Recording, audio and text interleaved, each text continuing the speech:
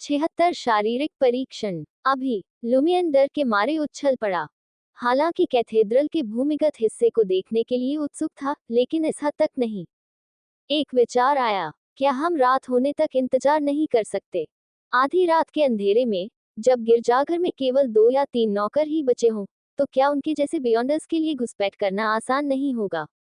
Ryan ने नरमी से लेकिन दृढ़ता से जवाब दिया, अब बिल्कुल सही समय है। जरा सोचो, अगर हमें पता चल जाए कि रात में गिरजाघर में कोई नहीं है और उसकी सुरक्षा में कोई कमी है, तो पादरी और उनके साथी इस बात को कैसे नहीं समझ पाएंगे? मुझे लगता है कि वे अपने सबसे ताकतवर लोगों को बारी बारी से उसकी सुरक्षा के लिए भेजेंगे या फिर कुछ गुप्त जाल बिछाएंगे। जैसे ही ये जाल सक्रिय होगा, अलार्म बज जाएगा।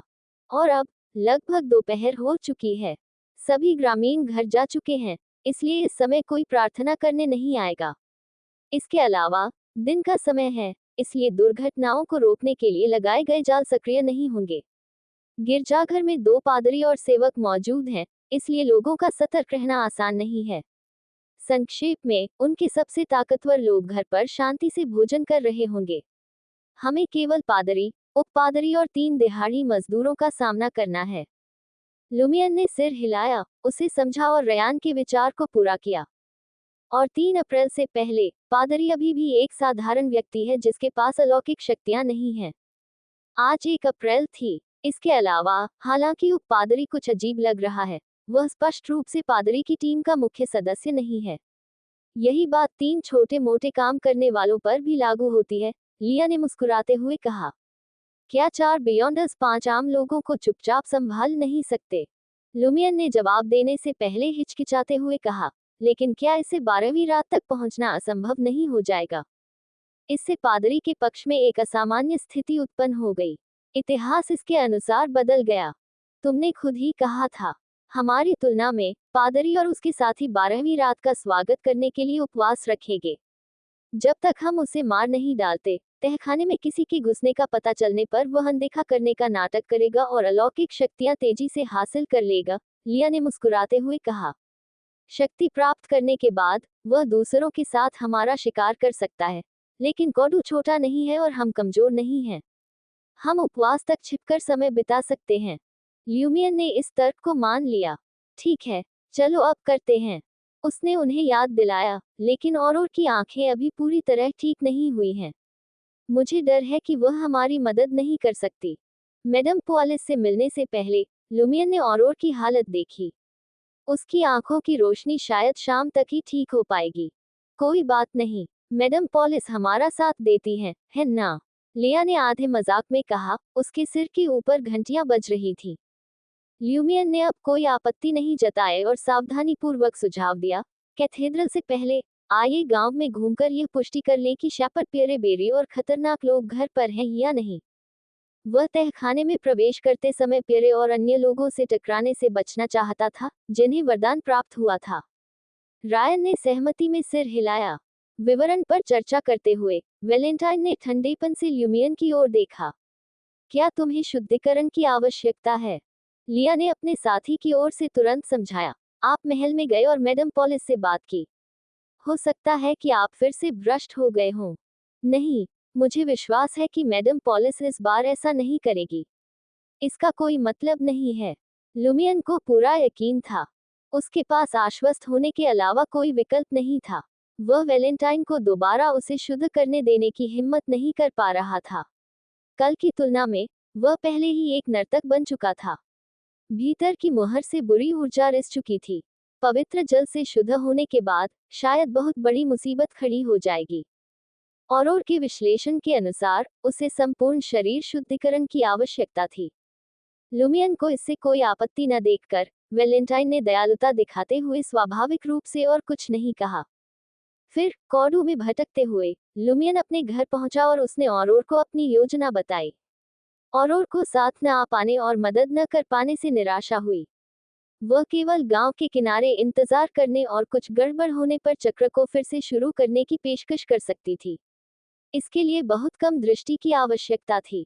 सड़क को धुंधला सा देख पाना ही काफी था। 12:30 बजे किसी के आने से पहले उसे चक्र फिर से शुरू करने देने पर सहमत होकर लुमियन ने ऑरोर को विदाई दी और ली के समूह के साथ फिर से मिल गई। तब तक तीनों आधिकारिक बियॉन्डर्स ने पुष्टि कर दी थी कि शैपर्ड पियरे बेरी और पादरी के मुख्य सदस्य कहाँ थे। थोड़ा सा रास्ता बदलकर वे एक छोटे से रास्ते से होते हुए गिरजाघर के किनारे पहुंचे, वही दरवाजा जिसका इस्तेमाल उन्होंने पिछले चक्र में पादरी और मैडम पॉलिस के अफेयर को पकड़ने के लिए किया था। ल्यूमियन स्वयंसेवक बनने के लिए तैयार हो गया था। तभी ली तेजी से आगे बढ़ी और एक तार का इस्तेमाल करके ताले से छेड़छाड़ करते हुए अंधेरे लकड़ी के दरवाजे को धक्का देकर खोल दिया। लुमियन की हैरानी देखकर वह मुस्कुराए। ये जांच के लिए एक आवश्यक तकनीक है, इसे इतना महान मत बनाओ। लुमियन ने अपने विचार व्यक्त नहीं किए क्योंकि लिया पहले ही गिरजाघर में प्रवेश कर चुकी थी। उसके घूंघट और बूटों पर लगी छोटी चांदी की घंटियां न तो हिली और न ही कोई आवाज की। ल्यूमियन ने इसे समझने की कोशिश की। कैथेड्रल में प्रवेश करना बहुत सुरक्षित है, कोई खतरा नहीं है। लिया ने पीछे मुड़कर देखा। कृपया इसमें केवल गिरजाघर के लोगों से निपटने तक सीमित जोर दें। क्या इसका मतलब ये था कि तहखाने में छिपा खतरा अज्ञात ही रहा? लुमियन को कुछ हद तक समझ आ गया और उसे भविष्यवाणियों की कुछ जानकारी प्राप्त हुई। हालांकि डांस द्वारा सुधार किए जाने के बावजूद उसमें भविष्यवाणियों की क्षमता की कमी थी। रायन उससे आगे निकलकर लिया के पीछे पीछे गिरजाघर में चला गया। जैसे ही वह अंदर आया, एक नौकर उसके पास पहुंचा। पलक झपकते ही रयान दौड़कर आया, हाथ उठाया और नौकर के कान के पीछे वार कर दिया। नौकर बिना आवाज किए जमीन पर गिर पड़ा। रयान ने उसे पकड़ा और पास के कमरे में घसीट कर ले गया। लिया दौड़कर आए, एक रंगीन तरल से भरी बोतल उठाए और उसे नौकर के गले में डाल दिया। यह क्या है? लुमियन ने उत्सुकता से पूछा। लिया ने अपनी मुस्कान बरकरार रखी। एक शामक दवा, तुम अच्छी तरह से तैयार हो। लुमियन ने मन ही मन आह भरी। पादरी को बिना आगाह किए तीनों दिहाड़ी मजदूरों को निपटाकर लिया परछाइयों में छिपकर पादरी के कमरे में घुस गई और चुपचाप हैंडल घुमाकर लकड़ी के दरवाजे को थोड़ा सा खोल दिया। उसने देखा कि कौडू का सबसे ताकतवर आदमी सोने के धागों से बुने सफेद चोगे में एक साधारण पलंग पर धीरे धीरे गहरी सांसें ले रहा था। दरवाजे के पास एक मेज पर दोपहर के भोजन के लिए प्लेटें और चांदी के चम्मच कांटे रखे थे। लिया ने उसे गौर से देखा और झपट्टा मारकर पादरी के कान के पीछे एक जोरदार मुक्का मार दिया। तुरंत ही उसने बची हुई अधिकांश बेहोशी की दवा गुइलॉम बेनेट के गले में डाल दी। बस इतना ही। लुमियन ने लिया के पीछे से अपना सिर बाहर निकाला। क्या ये बहुत आसान नहीं था? और क्या एक साधारण व्यक्ति से आप और क्या उम्मीद करते? लिया ने मुस्कुराते हुए पूछा। लुमियन ने संक्षिप्त रूप से स्वीकार करते हुए पादरी का वस्त्र उठाया। डॉट डॉट डॉट, तुम क्या कर रहे हो? लिया चौंक गई लेकिन मुस्कुरा भी रही थी। लुमियन ने बिना मुड़े कहा, उसके शरीर की जांच कर रहा हूं। वह ये देखना चाहता था कि क्या पादरी के सीने पर काले कांटे का चिन्ह है। जल्द ही पादरी गुइलॉम बेनेट के शरीर का ऊपरी हिस्सा उजागर हो गया, जिसमें काले बालों के गुच्छों के अलावा कुछ भी दिखाई नहीं दिया। कोई काला कांटा चिन्ह नहीं, किसी विशेष अनुबंध का कोई काला निशान नहीं।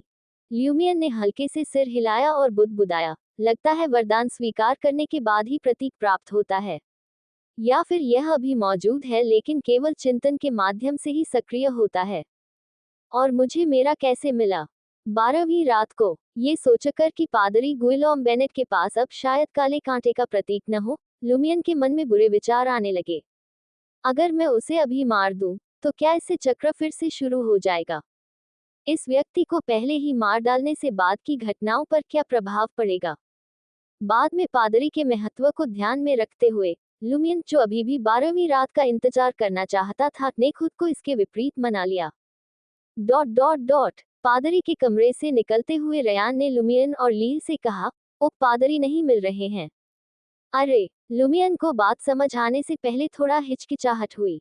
शायद वह घर पर है, उसे गिरजाघर में रहने की इजाजत नहीं है, और कोई उसके लिए खाना भी नहीं लाता। इस शैतान का चमचा सचमुच अत्याचारी है। वैलेंटाइन ने कमरे में मौजूद पादरी की ओर देखते हुए शाप दिया। बिना किसी देरी के चारों लोग वेदी की ओर विपरीत दिशा में चल पड़े।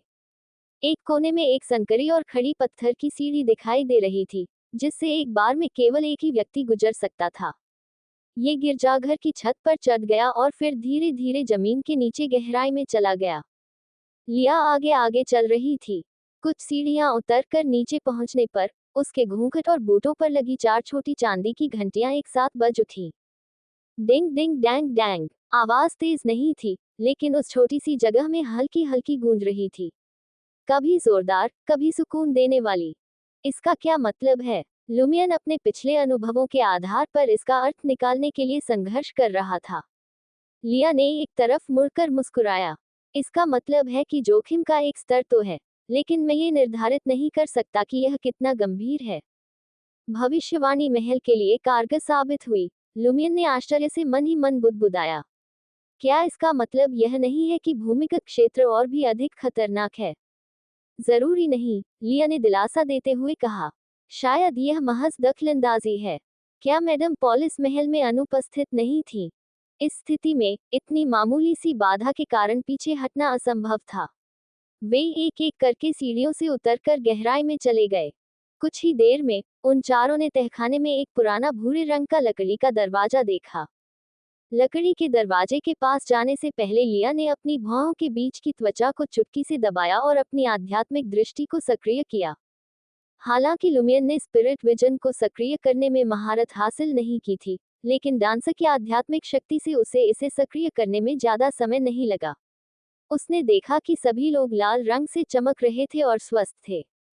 जब उसके साथी तैयार हो गए, तो लिया ने तहखाने का दरवाजा खोला। चरमराहट के बीच लुमियन को एक जानी पहचानी खुशबू की हल्की सी महक आई, मनमोहक और मीठी। उसने तुरंत बात समझ ली और जल्दी से रयान और दूसरों को बताया, धूसरंब जैसी गंध आ रही है।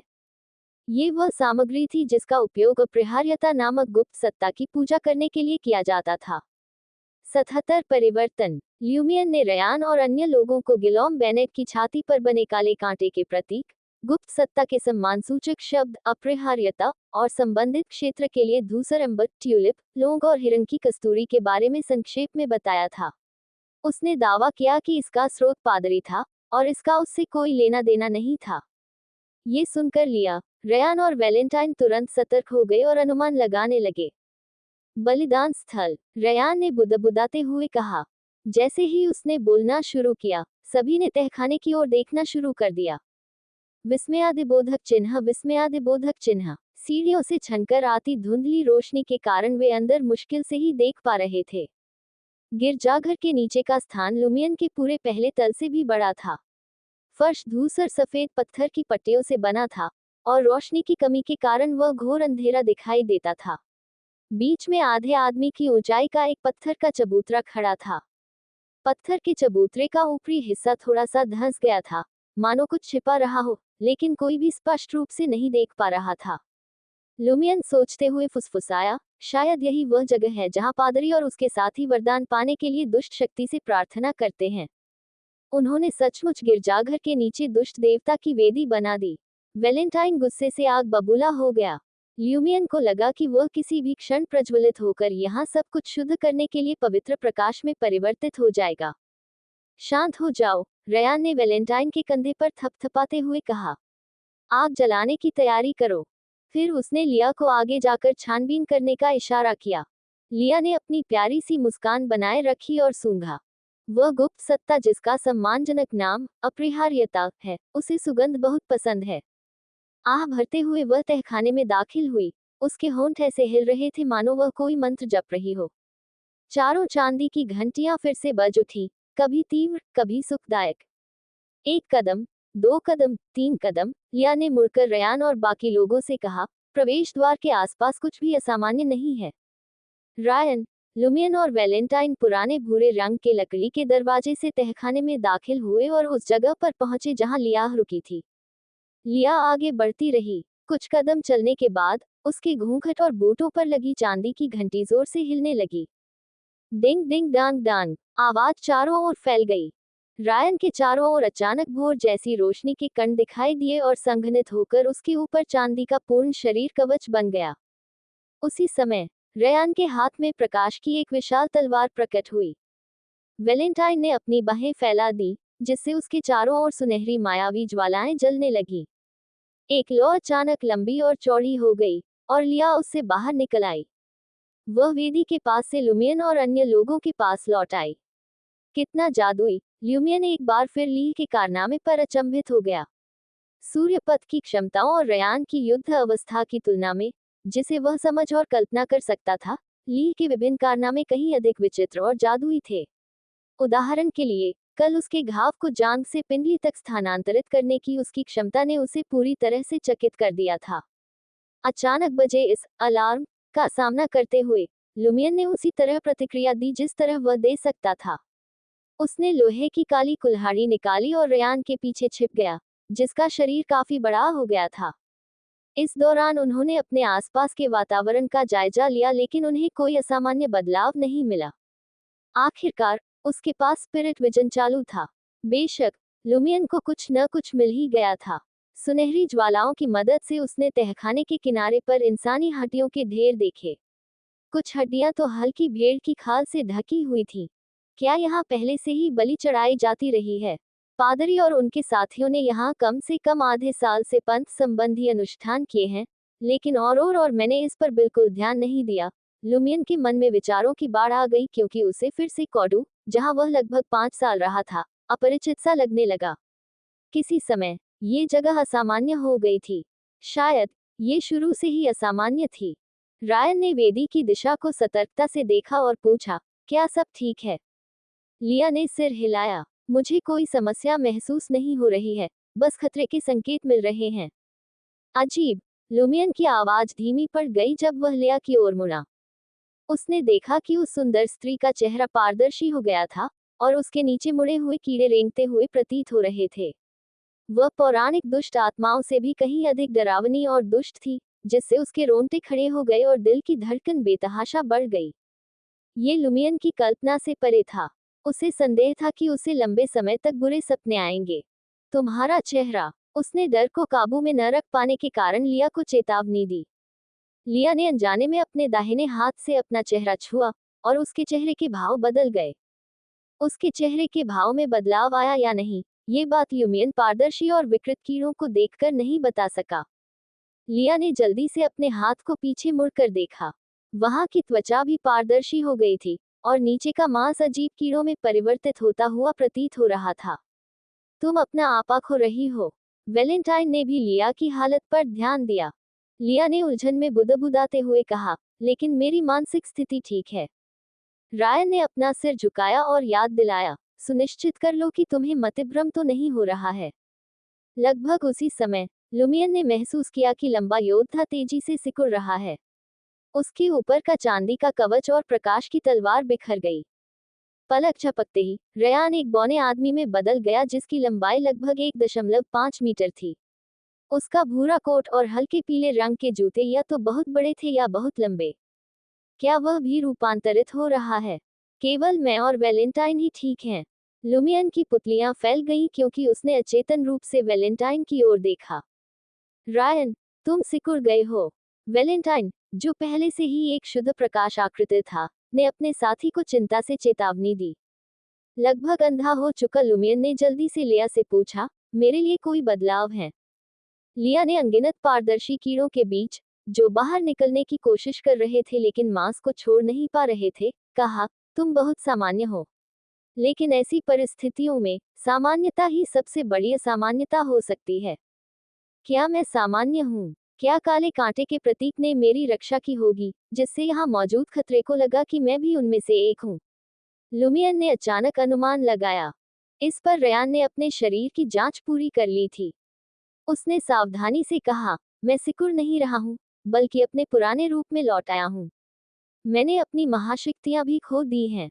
मेरा पुराना रूप, ल्यूमियन ने अचानक कहा। डॉट डॉट डॉट उसे कुछ अस्पष्ट सा ख्याल आया। रायन ने सिर हिलाया। हाँ, मैं स्वभाव से ही छोटा हूँ। एक पुरुष होने के नाते यह मेरे लिए बहुत बड़ी बदकिस्मती है। इसलिए मैंने औषधि चुनते समय वॉरियर को चुना। इससे मेरी लंबाई में काफी बदलाव आ सकता है। मुझे नहीं पता कि मैं भाग्यशाली हूँ या नहीं। पिछले 5 से 6 वर्षों में योद्धा मार्ग से संबंधित कई बियॉन्ड राक्षस और असामान्यताएं प्रकट हुई हैं, जिससे मुझे आगे बढ़ने के लिए आवश्यक सामग्रियों के बारे में कम चिंता करनी पड़ी है।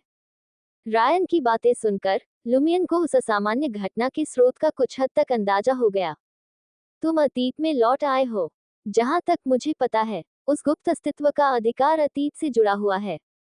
इसके साथ ही उसने उस रहस्यमयी महिला की नकल की और जानबूझकर कुछ सेकंड रुकने के बाद एक और शब्द बोला। इसमें वर्तमान और भविष्य भी शामिल है। हालांकि अब वह इंटिस भाषा बोल रहा था, फिर भी उसे सतर्क रहना पड़ता था। लिया ने झट से प्रतिक्रिया दी और बोली, वेलेंटाइन और मैं भविष्य में प्रवेश कर चुके हैं। क्या ये हमारे भविष्य में से किसी एक की स्थिति है? और मैं वर्तमान हूँ? लुमियन ने पूछा, जिससे लिया का अनुमान पुष्ट हो गया। फिर उसे सपने में खंडहरों में मिले 3 मुख वाले राक्षस की याद आई। डॉट डॉट डॉट उस राक्षस का केवल एक ही सिर था, लेकिन उस पर 3 चेहरे थे, एक बूढ़ा, एक जवान और एक युवा। ल्यूमियन को संदेह था कि यह काले कांटे के प्रतीक के स्वामी का एक और उपहार था। इसके अलावा यह एक उच्च कोटि का उपहार था, लेकिन प्राप्तकर्ता इसे सहन नहीं कर सका या किसी दुर्घटना का शिकार हो गया, जिसके परिणामस्वरूप वह 3 मुख वाले राक्षस में परिवर्तित हो गया। लिया ने धीरे से सिर हिलाया। संभव है, लेकिन स्थिति में ये बदलाव मेरे दिमाग पर असर नहीं डालता। मुझे ऐसा बिल्कुल भी नहीं लग रहा कि मैं अपना नियंत्रण खोने वाला हूँ। और न ही मुझे ऐसा लग रहा है कि मैं आत्मदाह कर रहा हूँ, वैलेंटाइन ने आगे कहा। रायन ने कुछ देर सोचा और फिर कहा, इसी तरह मैंने अपनी यादें नहीं खोई। शायद यहाँ थोड़ी सी ही शक्ति बची है जो मन, हृदय और यादों को प्रभावित नहीं कर सकती, लेकिन अगर हम इस स्थिति को बहुत लंबे समय तक बनाए रखते हैं, तो मुझे यकीन नहीं है कि इसके कोई गंभीर दुष्प्रभाव होंगे। मैं ठीक हूँ। ज्यादा से ज्यादा मैं दोबारा औषधि का सेवन करूंगा और आगे बढ़ जाऊंगा। जहां तक तुम्हारी बात है, भविष्य में कई संभावनाएं हैं, लेकिन अब शायद भविष्य तय हो चुका है। एक अपना नियंत्रण खो देगा और दूसरा पवित्र प्रकाश में परिवर्तित हो जाएगा। यह एक ऐसी अपरिहार्यता है जिसे मैं समझता हूँ। कितना डरावना है, लिया ने मुस्कुराते हुए कहा। सौभाग्य से हम इस चक्र को फिर से शुरू कर सकते हैं और साथ ही यहाँ वर्तमान को खोजने का प्रयास भी कर सकते हैं। ये देखकर कि कोई भयानक राक्षस हमला नहीं कर रहे थे, लुमियन ने सुझाव दिया, क्या हम पहले बाहर जाकर देखें कि क्या हम स्वाभाविक रूप से ठीक हो सकते हैं। इसके अलावा रास्ते में हमें एक ऐसी शक्ति का सामना करना पड़ सकता है जो वर्तमान का प्रतिनिधित्व करती हो। रायन ने कोई आपत्ति नहीं जताई। हम कोशिश कर सकते हैं। अब वह एक साधारण व्यक्ति था, और उसके लिए आगे बढ़ना खतरनाक होगा। मुझे डर है कि राज्य में एक और बदलाव के कारण मैं अपना आपा खो दूंगी, लिया ने सावधानी से कहा। वर्तमान का सामना करना निश्चित रूप से अच्छा होगा, लेकिन अतीत का सामना करना कष्टदायक होगा। उन्हें नहीं पता था कि अगर उन पर भविष्य का बोझ भी डाल दिया जाए तो क्या होगा। लुमियन ने पहल करते हुए कहा, मुझे रास्ता तलाशने दीजिए। मेरे पास अभी भी अपनी स्थिति बदलने का मौका है। वह मुख्य रूप से ये देखना चाहता था कि क्या उसका भाग्य वर्तमान से मिलने के लिए पर्याप्त अच्छा है या क्या उसकी छाती पर बना काला कांटा चिन्ह उसकी रक्षा करता है। सावधान रहना, रयान ने चेतावनी दी, और लिया ने सिर हिलाया। ल्यूमियन पर वैलेंटाइन की निगाहें अब पहले जैसी ठंडी नहीं रहीं। वह सोचे बिना नहीं रह सका, इस लड़के में त्याग की भावना बहुत प्रबल है। साथ ही वह ईश्वर का सच्चा भक्त है। एक बार जब ये चक्र टूट जाए, तो देखते हैं कि क्या उसके शरीर पर मौजूद छिपे हुए भ्रष्टाचार को दूर करने का कोई तरीका है और उसे हमारी टीम में शामिल किया जा सकता है। ये देखकर कि लुमियन एक कदम आगे बढ़ाने ही वाला था, वेलेंटाइन, जिसने अपना संयम वापस पा लिया था, ने सुझाव दिया, मुझे पहले ये देखने दो कि क्या मैं इस स्थिति से खुद को मुक्त कर सकता हूँ। किसी ने आपत्ति नहीं जताई। लुमियन पहले जैसा ही था। ऐसा इसलिए था क्योंकि वह वर्तमान में था। उसे किसी भी नकारात्मक अवस्था को दूर करने या शुद्धिकरण से गुजरने की आवश्यकता नहीं थी। अगले ही पल उसे एहसास हुआ कि उसने गलत अनुमान लगाया था। वैलेंटाइन ने लीह और रयान को शुद्ध करने के लिए सीधे तौर पर होली वाटर क्रिएशन का इस्तेमाल नहीं किया। इसके बजाय उन्होंने सनहिलो का इस्तेमाल किया। एक गहरा सुनहरा प्रकाश चमका, और एक अदृश्य शक्ति सभी दिशाओं में फैल गई। 78 निशान। ल्यूमियन डर के मारे उछल पड़ा। बचने के लिए बहुत देर हो चुकी थी, इसलिए वह केवल उस अदृश्य शक्ति के अपने ऊपर गिरने के लिए तैयार हो सकता था। उसे तुरंत गर्माहट का एहसास हुआ और उसके शरीर में साहस का संचार हुआ। ऐसा लगा मानो आखिरकार सर्दियों में सूरज निकल आया हो, जब उसके पास कपड़े नहीं थे। इसके अलावा उसे कुछ भी असामान्य महसूस नहीं हुआ। ये बिल्कुल वैसा ही अनुभव था जैसा कल दोपहर महल में हुआ था। अरे, एक नर्तक होने के नाते क्या मैं सचमुच सुरक्षित हूँ? लुमियन ने अपना सिर घुमाकर छोटे कद के रयान और डरावनी ली को देखा। उसने महसूस किया कि उनके बीच से कोई काला कोहरा या धुआं नहीं निकल रहा था। इसके तुरंत बाद प्रकाश की आकृति में प्रकट हुए वैलेंटाइन ने पवित्र जल सृजन किया और लिया और रयान पर कुछ बूंदें गिरा दी। हालांकि उन दोनों के रूप में कोई सुधार नहीं हुआ और वे अपने परिवर्तित स्वरूप में ही रहे। क्या शुद्धिकरण और भूत प्रेत भगाने के अनुष्ठान व्यर्थ हैं? लुमियन ने पूछा। वह ये पता लगाना चाहता था कि ऐसा क्यों संभव है और क्यों नहीं। तभी वह, जिसे पहले ही वरदान मिल चुका था, ये जान पाएगा कि भविष्य में ऐसी ही किसी घटना का सामना करने पर उसे क्या टालना है या ये दिखावा करना है कि कुछ हुआ ही नहीं। रायन ने उसे संक्षेप में समझाया, शुद्धिकरण और भूत प्रेत भगाने की शक्तियां सर्वशक्तिमान नहीं हैं। इनसे संबंधित शक्ति बुराई की श्रेणी में आती है। उदाहरण के लिए, भ्रष्टता का प्रभाव और सभी प्रेतात्माएं। ये आवश्यक रूप से बुरी नहीं होती, लेकिन ये वास्तविक दुनिया के अनुकूल नहीं है। इन्हें आत्माओं की दुनिया में वापस जाना होगा, ताकि इनका शुद्धिकरण और भूत प्रेत भगाने की प्रक्रिया की जा सके। जिस प्रकार दुष्ट देवता की हमारी परिभाषा उनके कार्य करने के तरीके पर आधारित होती है, उसी प्रकार दुष्ट देवता की शक्ति आवश्यक रूप से दुष्ट नहीं होती है। ल्यूमियन ने मोटे तौर पर अनुमान लगाया और सोच समझकर पूछा, अपरिहार्यता की शक्ति बुराई से संबंधित नहीं है, न ही ये दुराचार का संकेत देती है। तो क्या इसे शुद्ध करने या इससे बुरी आत्माओं को दूर करने का कोई तरीका नहीं है? हाँ, वैलेंटाइन ने अपने पिछले प्रयास के माध्यम से पहले ही इसकी पुष्टि कर दी थी। देखने में तो ऐसा लगता है कि मेरे लिए प्रभामंडल को सहन कर पाना सामान्य बात है, लेकिन पवित्र जल मेरे सीने पर बने काले कांटे के चिन्ह को सक्रिय क्यों कर देता है और मुझे वह भयानक ध्वनि क्यों सुनाई देती है? ऐसा इसलिए है क्योंकि मुहर में मौजूद दोष इस समय मेरा नहीं है। यह मेरे शरीर के अनुकूल नहीं है, जिससे मेरा शरीर अपवित्र हो गया है। इसलिए इसे शुद्ध करने की आवश्यकता है। लुमियन ने अनुमान लगाया। वह शापट प्यरे बेरी, जिसे पहले ही वरदान मिल चुका था, का उदाहरण देकर ये पूछना चाहता था कि क्या शरीर का उत्परिवर्तन भी बुराई और दुराचार की श्रेणी में आता है। लेकिन वर्तमान स्थिति काफी अत्यावश्यक थी, इसलिए उसके पास इस विषय पर चर्चा करने का समय नहीं था।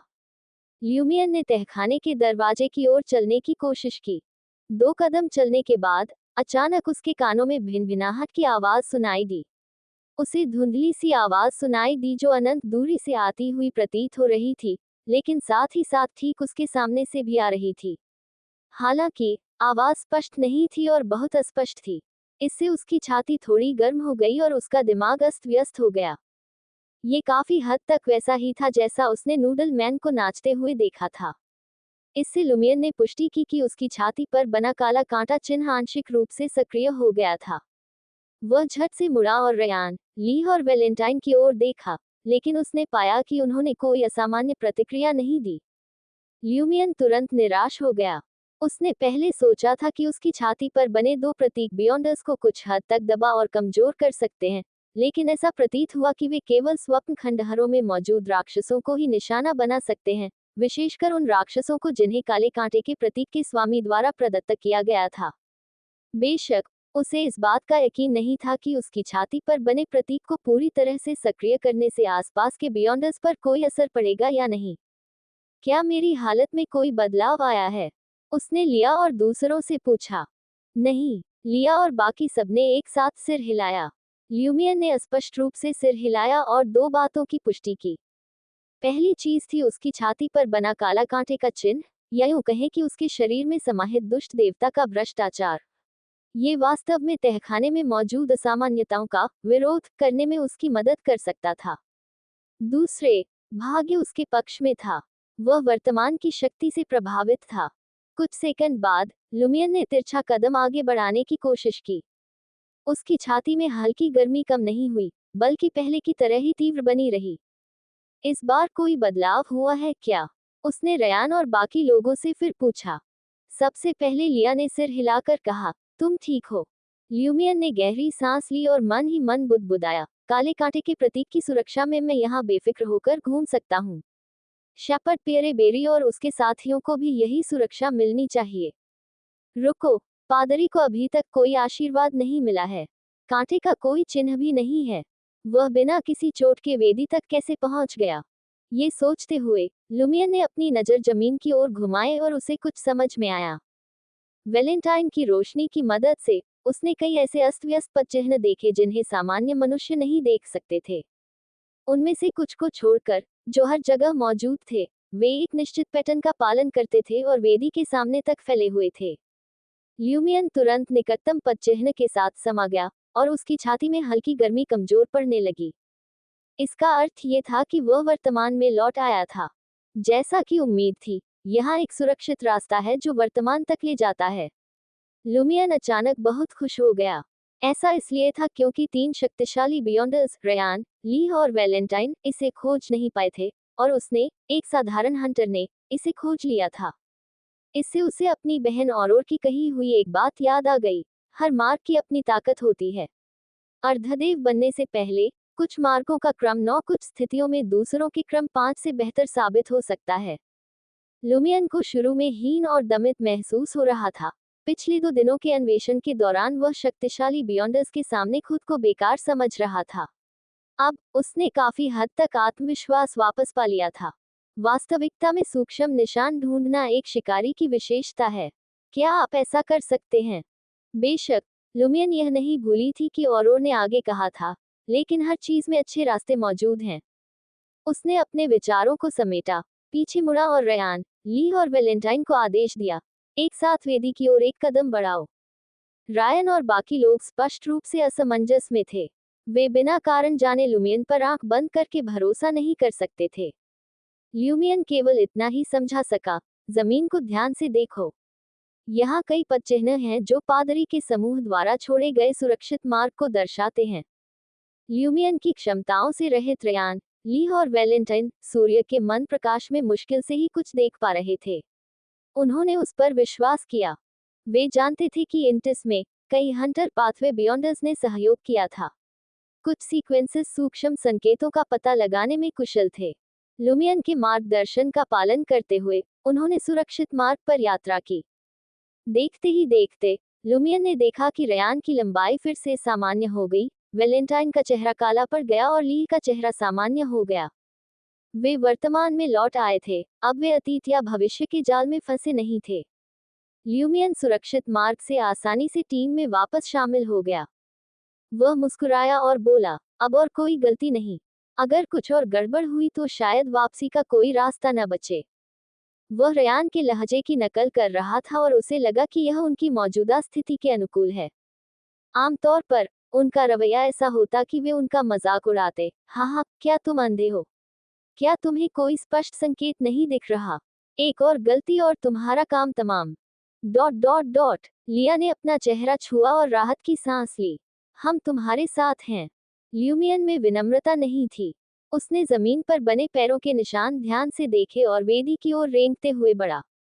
यह उतना आसान नहीं था जितना अभी वापस लौटना था, क्योंकि अगर वह गलत मोड़ ले लेता तो कोई फर्क नहीं पड़ता, लेकिन रयान और बाकी लोग ऐसा नहीं कर सकते थे। इस बार लिया की चांदी की घंटियां शांत रहीं। जब चारों लोग वेदी तक पहुंच गए, तभी घंटियां बजनी शुरू हुई, कभी मधुर तो कभी तीव्र। ये खतरनाक है, लेकिन हम इससे बचने का रास्ता निकाल सकते हैं, काफी अनुभवी ली ने समझाया। रायन ने तुरंत सिर हिलाया। अभी यहाँ किसी भी चीज को मत छुओ, हम बस स्थिति का जायजा लेंगे। लुमियन ने पहले ही वेदी के ऊपर अपनी निगाहें जमा ली थीं। नीचे की तरफ एक गड्ढा था, मानो उसमें कुछ रखने के लिए खोखला किया गया हो। उसके अंदर धूसर सफेद मोमबत्तियां, एक छोटी बोतल में साफ तरल पदार्थ और एक बंद लकड़ी का डिब्बा था। लेकिन सबसे आकर्षक वस्तु एक काली चीज थी, एक हुड वाला लंबा चोला। ... सामने वृत्त के केंद्र में कांटों से बना एक वृत्ताकार चिन्ह था। इसका हर हिस्सा मुड़ा हुआ और घोर काला था, मानो किसी अजीब पदार्थ से रंगा गया हो। ऐसा लग रहा था जैसे ये धीरे धीरे रिस रहा हो। उस प्रतीक को देखकर लुमियन को चक्कर आने लगे और उसके कानों में झंझनाहट होने लगी। रायन ने जोर से सांस ली और उससे स्वाभाविक रूप से भोर जैसी रोशनी निकली। इससे लिया और वैलेंटाइन को मानसिक उलझन को दबाने में मदद मिली। उस प्रतीक को ज्यादा देर तक मत घूरो, रयान ने गहरी आवाज में कहा। लुमियन ने तुरंत अपनी नजरें दूसरी तरफ घुमा ली। चक्कर आना और कानों में बजने वाली आवाज कम हो गई। वेदी के लिए बस इतना ही है। लुमियन इलाके की तलाशी लेने ही वाला था कि उसने लिया को रयान से पूछते सुना, क्या तुम्हारा सनराइज ग्लीम वेदी को सक्रिय करेगा? है। लुमियन ने अचानक अपना सिर घुमाया और अनजाने में फिर से वेदी की ओर देखा। डिंग डिंग डिंग, लिया के घूंघट और चांदी के बूटों की कर्कश आवाज सुनाई दी, मानो एक जरूरी चेतावनी हो। उसी क्षण काली वेदी का वस्त्र ऐसे उछल पड़ा मानो उसमें कोई अदृश्य शक्ति निवास कर रही हो। ओह! ठंडी हवा का एक झोंका आया। लुमियन ने हुड के नीचे पारदर्शी चेहरे देखे, भयंकर, विकृत सिर जो घृणा से भरे हुए थे। वे एक अजीब, भयानक आकृति में समाहित हो गए।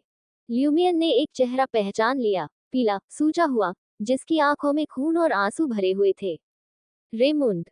लुमियन करीब से देखने में दिलचस्पी न दिखाते हुए रयान के पीछे छिप गया। हमें बचाओ, हमें बचाओ! पारदर्शी चेहरे एक साथ चीख उठे। उनकी तीखी चीखें रयान और अन्य लोगों को सुई की तरह चुभ गईं, मानो उन्हें गिरा देंगी।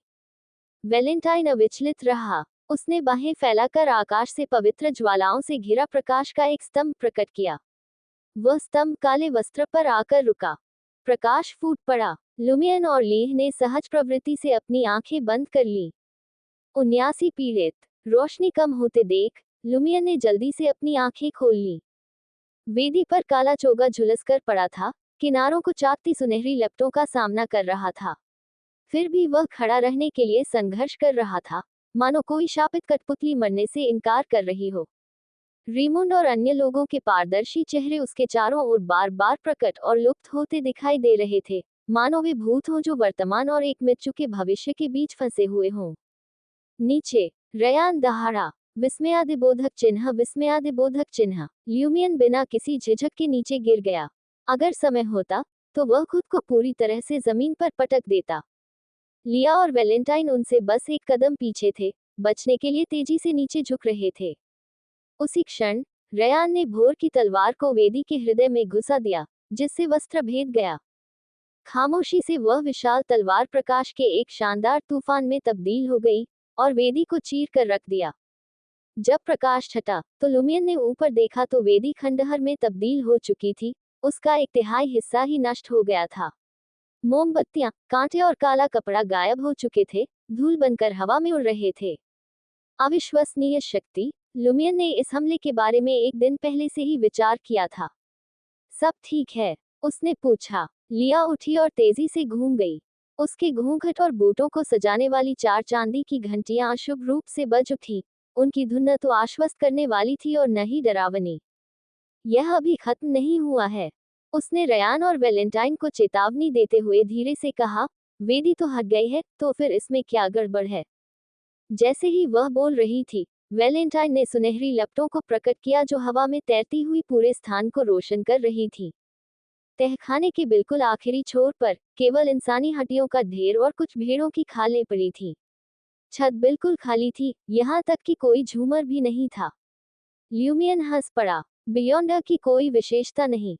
हो सकता है कि उनकी बलि दी गई हो, रयान ने सीधे सीधे कहा। ये भी संभव है कि शुरुआत में उन्हें ज्यादा वरदान नहीं मिले हों और वे इतने शक्तिशाली न रहे हों। वे केवल आम लोगों को ही बलि के रूप में पकड़ सकते थे और बियॉन्डर्स का पीछा तभी करते थे जब उनके पास अच्छी खासी शक्तियां आ जाती थी। उदाहरण के लिए, इस बार ये स्पष्ट था कि वे वरदान प्राप्त करने से अपरिचित नहीं थे। फिर रयान ने कहा, यहाँ और कुछ नहीं है। हमें यहाँ से निकल जाना चाहिए। जिस खतरे को हम देख नहीं सकते, उससे उलझने का कोई फायदा नहीं है। ल्यूमियन ने कोई प्रतिक्रिया नहीं दी। ल्यूमियन ने कमरे का फिर से जायजा लिया, सूक्ष्म निशानों से छिपे हुए दरवाजों की तलाश कर रहा था। उत्तर था नहीं। वह तहखाने से बाहर निकलने के लिए आगे आगे चल रहा था। ली, रयान और वैलेंटाइन उसके पीछे पीछे आ रहे थे। जैसे ही लुमियन प्रकट हुआ, रयान दर्द से कराह उठा। उसका शरीर पीछे की ओर उछला और तहखाने के दरवाजे से जा टकराया।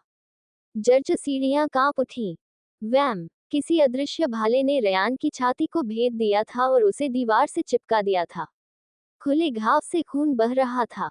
अगर रयान समय रहते एक तरफ न हटता, तो वह भाला उसके दिल को छेद देता। लिया, जिसकी आध्यात्मिक दृष्टि पूरे समय सक्रिय थी, अपने हमलावर का पता नहीं लगा सकी। ऐसा लग रहा था मानो किसी देवता ने रयान को सजा देने के लिए चुन लिया हो। इससे पहले कि वे समझ पाते कि क्या हो रहा है, लिया की मुस्कान एक भयानक भाव में बदल गई। उसके हाथ अपने आप पीछे की ओर खींच गए। हड्डियां चटकने की आवाज के साथ उसके अंग बेजान हो गए। उसके पेट में एक गड्ढा सा बन गया, मानो किसी ने उसे अचानक से मुक्का मार दिया हो। इस धक्के से वह लड़खड़ाते हुए पीछे की ओर दीवार से जा टकराई। वैलेंटाइन सीढ़ियों के नीचे से चीख उठी। उसकी पसलियां एक एक करके टूटती चली गईं, मानो कोई हथौड़ा उसकी छाती पर वार कर रहा हो।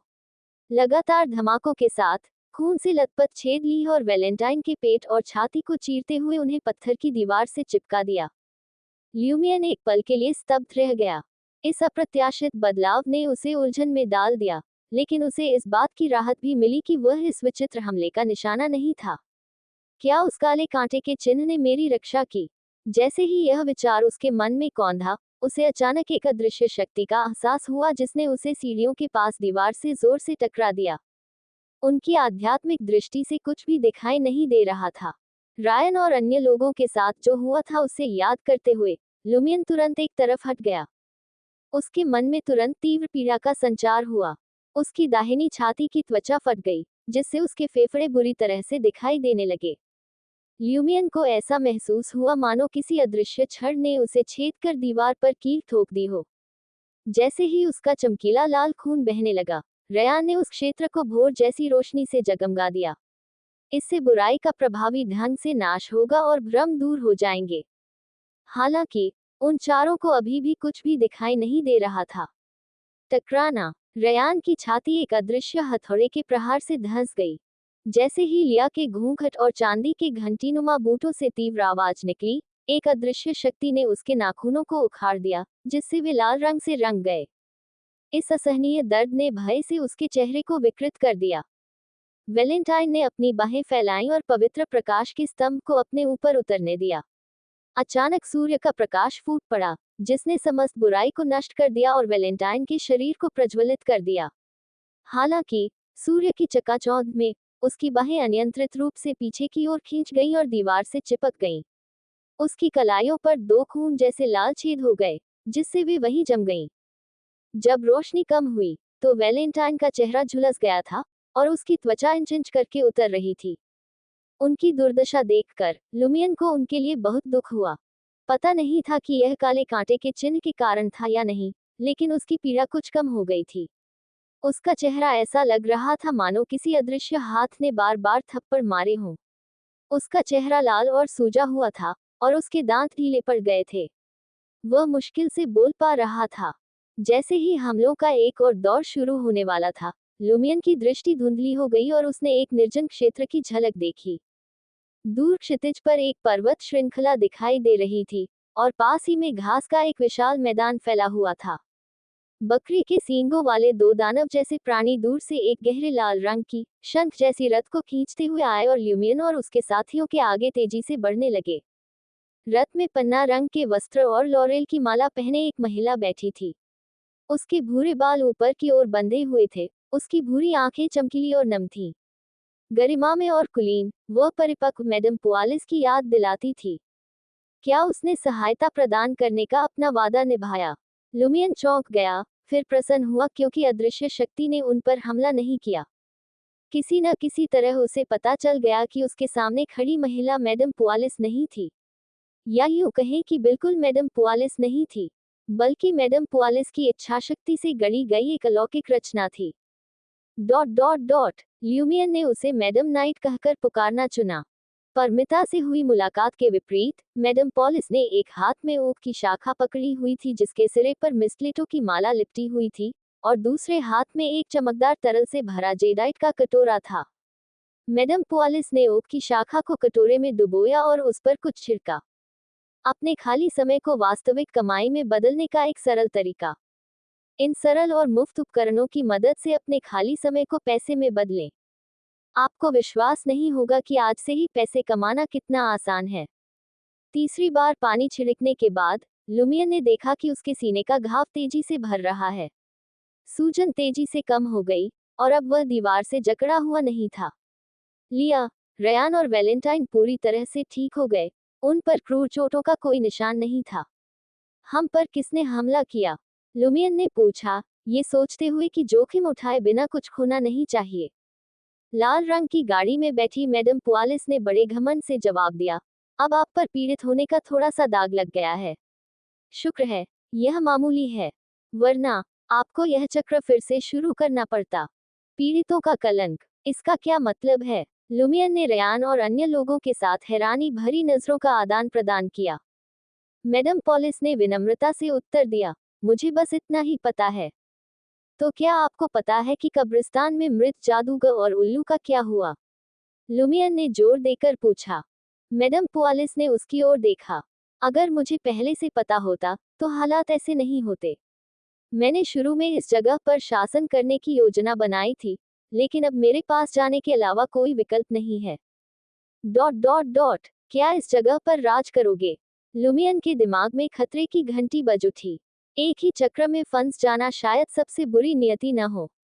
अगर मैडम पॉलिस की बात मान ली गई तो और मुझे बिल्कुल भी अंदाजा नहीं है कि हमारे कितने बच्चे होंगे। उसकी तुलना में किसी भी क्षण लूप में फंसकर नष्ट हो जाना उतना बुरा नहीं लगता। कम से कम हम शुद्ध अवस्था में तो मरेंगे। मैडम पुआलिस ने उनकी ओर एक नजर डाली, लेकिन कुछ नहीं कहा। उन्होंने अपने काले राक्षसी जानवरों को अपने शंख रथ को जंगल की ओर खींचने का आदेश दिया। जब तक वह लुमियन और अन्य लोगों की नजरों से ओझल हुई, तब तक वह जंगल गायब हो चुका था। तभी उन्हें एहसास हुआ कि वे अभी भी तहखाने में हैं। उनमें से आधे सीढ़ियों पर थे, और बाकी आधे लकड़ी के दरवाजे के पास। अगर जमीन और दीवारों पर खून और टूटे हुए नाखून न होते, तो उन्हें लगता कि उन्होंने एक अति यथार्थवादी भ्रम का अनुभव किया है। चलो पहले यहाँ से निकल चलते हैं। रयान ने जल्दी से होश संभाला और वैलेंटाइन से कहा, हमारे द्वारा छोड़े गए सभी निशान मिटा दो। वैलेंटाइन ने सिर हिलाया और खून और नाखूनों को जलाने के लिए मायावी सुनहरी लपटें उत्पन्न की। गिरजाघर लौटते समय उन चारों को किसी और हमले का सामना नहीं करना पड़ा। ये स्पष्ट नहीं था कि पीड़ित का कलंक समाप्त हो गया था या मैडम पॉलिस ने इसे मिटा दिया था। जैसे ही लुमियन बगल के दरवाजे से बाहर निकलने वाला था, उसने अचानक उपपादरी मिशेल गैरिक को उस कमरे के बाहर स्तब्ध खड़े देखा, जहां सो रहे नौकरों को रखा गया था। क्या यह आदमी पेट भरकर लौटा था? लुमियन उससे बचने ही वाला था कि तभी घुंघराले भूरे बालों और कोमल चेहरे वाले मिशेल ने अचानक मुड़कर उन्हें देख लिया। रायन उस आदमी को नॉकआउट करने ही वाला था कि तभी मिशेल गैरिक ने एक अस्वाभाविक रूप से हंसमुख मुस्कान के साथ पूछा, प्रार्थना करने आए हो? क्या तुम्हें पाप स्वीकार करना है? गिरजाघर में बाकी सब बेहोश हो गए हैं, लेकिन तुम पाप स्वीकारोक्ति को लेकर चिंतित हो। लुमियन ने मिशेल को ऐसे देखा मानो वह पागल हो। पहले की तुलना में इस व्यक्ति की असामान्यता स्पष्ट रूप से दिखाई दे रही थी। 80 संयुक्त जांच दल। लिया ने मिशेल की असामान्य स्थिति को भांप लिया और रयान की ओर मुड़कर अपनी आंखों से पूछने लगी कि क्या उसे बेहोश कर देना चाहिए। इसी क्षण लुमियन ने कहा, क्या पादरी यहाँ नहीं है? मिशेल की आंखें चमक उठी। वह अपनी खुशी छिपा नहीं सका। पादरी जी आराम कर रहे हैं। आप मुझसे प्रार्थना कर सकते हैं। उसके चेहरे पर विनती के भाव स्पष्ट थे। लुमियन हिचकिचाया, स्पष्ट रूप से असहज महसूस कर रहा था, फिर अनिच्छा से बोला, ठीक है। मिशेल के प्रसन्न चेहरे को देखकर लुमियन ने झुंझलाहट का नाटक करते हुए ली और अन्य लोगों की ओर रुख किया। तुम लोगों को क्या हो गया है? गिरजाघर में प्रार्थना करने आना तो हर सच्चे विश्वासी का काम होता है। डरने की क्या बात है? उसका असली मतलब ये था कि वे तहखाने से बिना पकड़े ही भाग निकले थे। अब चिंता क्यों करें? शाश्वत प्रज्वलित सूर्य के अनुयायी होने के नाते उनके लिए गिरजाघर में प्रार्थना करने आना बिल्कुल सामान्य बात थी। बगल के दरवाजे का इस्तेमाल करना तो कोई बड़ी बात नहीं थी। जहां तक पादरी और उसके चमचों के लंबे समय तक दोपहर का भोजन करने की बात है, उससे उनका क्या लेना देना था? ल्यूमियन जानता था कि ऐसे बहाने केवल मूर्खों को ही बेवकूफ बना सकते हैं, लेकिन इनसे पादरी को कम से कम अभी के लिए तो तसल्ली मिल जाएगी। पादरी तब तक उनका पर्दाफाश नहीं करेगा जब तक रयान का समूह अनियमितताओं की रिपोर्ट उच्च अधिकारियों को नहीं दे देता और कौडू के दुराचारों का अंत नहीं कर देता। जब तक लिया और अन्य लोग गांव में घूमते रहेंगे, लोगों से बेफिक्री से बातचीत करते रहेंगे मानो उन्हें गिरजाघर के तहखाने में कुछ भी आपत्तिजनक नहीं मिला हो, तब तक पादरी यथास्थिति बनाए रखने में संतुष्ट रहेगा। इसके अलावा रयान ने उनकी भूमिगत वेदी को ध्वस्त कर दिया था। इसे पुनर्स्थापित करने में समय लगेगा। लुमियन का अनुमान था कि पादरी को कम से कम 2 दिनों तक, या शायद उपवास शुरू होने के बाद तक, कोई वरदान प्राप्त नहीं होगा। तब तक इससे कोई फर्क नहीं पड़ता कि पादरी को उन पर शक है या नहीं। सबसे बड़ी चिंता सामान्य दिखना था। ल्यूमियन की बातें सुनकर डिप्टी पादरी मिशेल गैरिग ने जोरदार ढंग से सिर हिलाया। बिल्कुल, आपके अतीत के पाप चाहे जो भी हों, यदि आप सच्चे मन से प्रार्थना करें और पश्चाताप करें, तो ईश्वर आपको क्षमा कर देगा। क्या ऐसा है? क्या होगा यदि पादरी ने चिरस्थायी सूर्य के समक्ष पश्चाताप किया और स्वीकार किया कि मैं बहुत पहले एक दुष्ट देवता पर विश्वास करके भटक गया था। अब मैं धर्मी मार्ग पर लौटना चाहता हूँ। लुमियन वेदी की ओर बढ़ते हुए धार्मिक प्रतीत हुआ, लेकिन उसने इस बात पर विश्वास नहीं किया। मिशेल जोश में आकर तेजी से आगे बढ़ा, मानो वह उड़ान भरने के लिए तैयार हो। लिया ने वैलेंटाइन की ओर तिरछी नजर से देखे बिना नहीं रह सकी, क्योंकि उसने कट्टरपंथी पादरी को देखकर उसके चेहरे पर जटिल भाव देखे। वैलेंटाइन को उसकी प्रशंसा करनी चाहिए थी, लेकिन वह जानता था कि पादरी स्पष्ट रूप से विक्षिप्त था। वैलेंटाइन से अपनी निगाहें हटाते हुए लिया लुमियन के पास दौड़ी और उसके कान में फुसफुसाते हुए बोली, क्या तुमने इस बात पर गौर किया कि यहाँ मौजूद आधे लोग शाश्वत धधकते सूर्य में विश्वास नहीं करते? तुम नहीं हो। लुमियन सचमुच हैरान लग रहा था। ऐसा इसलिए नहीं था कि वह समझदार था और उसने उसके इशारे को समझ लिया था, बल्कि वहां मौजूद 5 लोगों में से उस विक्षिप्त पादरी को छोड़कर वैलेंटाइन निश्चित रूप से शेष 4 में से एक था। लुमियन खुद मुश्किल से आधे के बराबर ही था। लिया ने हल्के से सिर हिलाया, उसकी घंटियां बज उठी। वह मुस्कुराए और फुसफुसाते हुए बोली, रायन मशीनरी हाइव माइंड से आता है। मैं बयूरो 8 से हूँ। हम इटर्नल ब्लेजिंग सन चर्च से संबंधित नहीं हैं। ल्यूमियन ने अपनी बहन को ये कहते सुना था कि machinery hive mind eternal blazing sun church के इंक्विजिशन के बराबर है। ये भाप और मशीनरी के देवता के चर्च की एक शाखा थी जो परलोक से आए लोगों से संबंधित मामलों से निपटती थी। बयूरो 8 का पूरा नाम इंटिस इंटेलिजेंस और होमलैंड सिक्योरिटी कमेटी के अधीन बयूरो 8 था। ये परलोक से जुड़े लोगों के क्षेत्र में गणतंत्र का सबसे आधिकारिक संगठन था। क्या आपको चर्च द्वारा नहीं भेजा गया था? लुमियन ने उत्सुकता से पूछा, एक कुर्सी ढूंढकर बैठते हुए। लिया उसके बगल में बैठी थी और हल्की सी मुस्कान बिखेर रही थी। हाल के वर्षों में, विशेषकर विवादित क्षेत्रों में, देश की सीमाओं पर बाहरी लोगों के साथ कई खतरनाक झड़पें हुई हैं। जब कोडू ने मदद की गुहार लगाई, तो उच्च अधिकारियों ने कोडू में जाकर स्थिति का जायजा लेने और उससे निपटने के सर्वोत्तम सुझाव देने के लिए एक संयुक्त कार्य बल गठित करने का निर्णय लिया। कौन जानता था कि यह जगह? घंटियों की झनकार के बीच उसने अपना सिर हिलाया, मानो वह कुछ कह ना पा रही हो। इस जगह की विचित्रता और भयावहता उसकी कल्पना से परे थी। कभी कभी उसे लगता था कि वैलेंटाइन का सब कुछ रिपोर्ट करने और कोडू को नष्ट करने का अनुरोध करने का सुझाव सही था, लेकिन वह अभी मरने के लिए तैयार नहीं थी। उसे अपने पेशेवर स्वभाव और नैतिकता को दबाना पड़ा। उसी क्षण डिप्टी पादरी मिशेल गैरिग ने वेदी पर रखी किताब उठाए और प्रार्थना कर रहे चारों लोगों पर एक नजर डाली। इसके बाद लिया ने अपनी बाहों को अपनी छाती पर बांध लिया और अपना सिर झुका लिया। लुमियन थोड़ा हैरान रह गया। और आप शाश्वत धधकते सूर्य में विश्वास न करने का दावा करते हैं? लिया ने उसकी निगाहों को भांप लिया और मुड़कर उसे एक व्यंग्यात्मक मुस्कान दिखाई। धर्मयुद्ध के दौरान किसी दूसरे झुंड की भेड़ बनकर रहने पर भगवान मुझे दोष नहीं देंगे। अगर आपको शक है, तो देख लीजिए, उसने अपनी ठुड्डी दूसरी तरफ घुमाई। मशीनरी हाइव माइंड से आने वाले रयान ने श्रद्धापूर्वक अपनी बाहों को अपनी छाती पर जोड़ लिया। तो खोज करते समय आपकी नैतिक दिशा में लचीलापन होता है। लुमियन लिया और रयान पर ताना मारना चाहता था, लेकिन पूजा शुरू हो चुकी थी। वह पीछे नहीं रह सकता था।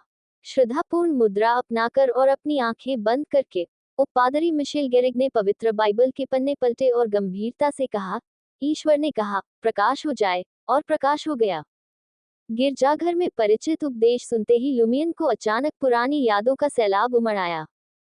हालांकि वह पहले प्रार्थना सभा में बस सहजता से बहता रहता था और फुसफुसाता हुआ इधर उधर देखता रहता था, लेकिन अब वह अतीत की सादगी के लिए तरसता था, भले ही उसे अत्यंत श्रद्धा के साथ प्रार्थना करनी पड़े। यहाँ तक कि वे अप्रिय घटनाएं भी, जो कभी उन्हें परेशान करती थी, अब उनके लिए सुकून का स्रोत बन गई थी।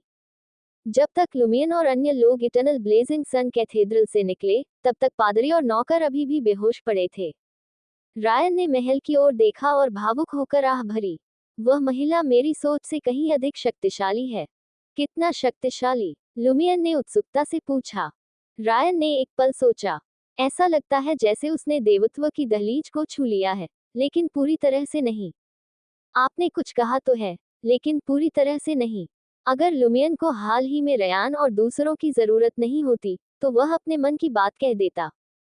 हालांकि रहस्यवाद के अपने व्यापक ज्ञान के कारण वह मोटे तौर पर यह अनुमान लगा सकता था कि रयान का देवत्व की दहलीज से क्या तात्पर्य था।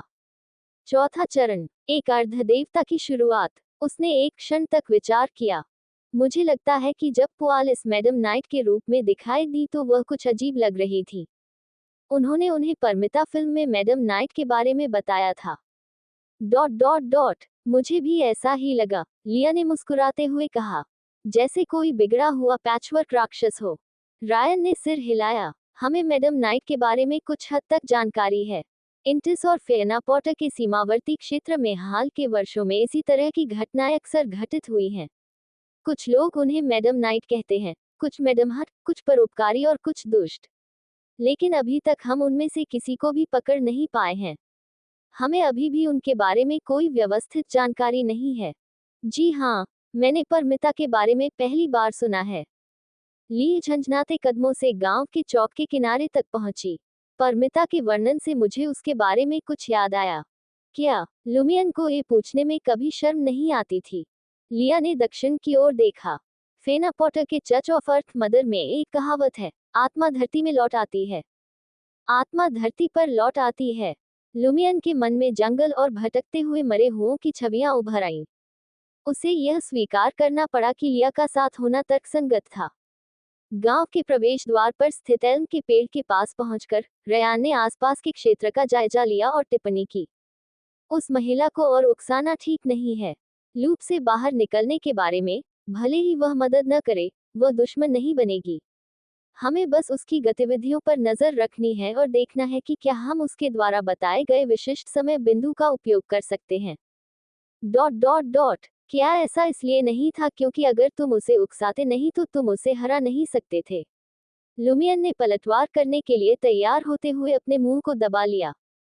फिर उसने वैलेंटाइन से पूछा, कितने मिनट? उसे डर था कि अगर उसने समय का ध्यान नहीं रखा तो उसकी बहन लूप को सक्रिय कर देगी और सब कुछ फिर से शुरू हो जाएगा। वैलेंटाइन ने सोने की जेब घड़ी निकाली और उसे खोल दिया। 10 मिनट शेष हैं। अच्छा हुआ। लुमियन ने राहत की सांस ली और रयान और बाकी लोगों को हाथ हिलाकर अभिवादन किया। मैं और को ढूंढने जा रही हूँ। अगर आपके पास और कोई काम न हो, तो सिबिल के पति, जीन मॉरी को ढूंढने में मेरी मदद करें। पता लगाएं कि कौन यह अफवाह फैला रहा है कि राशिफल बदलने वाला है और सभी का भाग्य अच्छा होगा। अगर आपको कुछ पता चले, तो मेरे घर आकर मुझसे मिलें। अलविदा, मेरे दोस्तों। लिया और बाकी लोगों ने भी यही योजना बनाई थी, इसलिए किसी ने आपत्ति नहीं जताई। अल्पविराम। लुमियन ने संयुक्त जांच दल को विदाई दी और गांव के बाहरी इलाके में तय स्थान की ओर चलते हुए गहरी सोच में डूब गया। गिरजाघर के भूमिगत हिस्से की खोज पूरी करने के बाद उसे कॉडो में मौजूद विसंगति के बारे में काफी अच्छा अनुमान हो गया था। इस चक्र के लिए निश्चित रूप से पादरी का समूह ही जिम्मेदार था। वे कम से कम 6 महीनों से गुप्त रूप से एक दुष्ट देवता की पूजा कर रहे थे और ढेर सारे वरदानों के बदले गिरजाघर के नीचे कई विदेशियों की गुप्त रूप से बलि दे चुके थे। लैंड से पहले पादरी पोन्स बेनेट और उनके अनुयायियों को शैपर्ड पियरेबेरी द्वारा वापस लाए गए 3 बियॉन्डर्स या कम से कम उनमें से एक के उपयोग से एक वरदान प्राप्त हुआ था। उनमें से पहला तुरंत ही एक अत्यंत शक्तिशाली बियॉन्डर बन गया। इसलिए उन्होंने लैंड की शुरुआत में एक भव्य अनुष्ठान का आयोजन किया। 12वीं रात को अनुष्ठान के अंतिम चरण में अनिवार्यता नामक गुप्त सत्ता विशाल बलिदान को स्वीकार करती और पादरी और उनके साथियों की प्रार्थना को पूरा करती। लेकिन उसी क्षण कुछ अप्रत्याशित घटित हुआ। अनुष्ठान पूरा नहीं हो सका और भूत, वर्तमान और भविष्य से जुड़ी शक्ति समाप्त हो गई, जिससे एक समय चक्र उत्पन्न हो गया। अप्रत्याशित घटना के बारे में लुमियन को उस रहस्यमयी महिला की कही हुई एक बात याद आई, तुम उन लोगों में से हो जो भ्रष्ट होने की कगार पर हैं। सौभाग्य से उस महान सत्ता द्वारा छोड़ी गई छाप सक्रिय हो गई और उससे संबंधित शक्ति तुम पर अवतरित हुई, जिससे भ्रष्टाचार का स्रोत बंद हो गया और संतुलन स्थापित हो गया।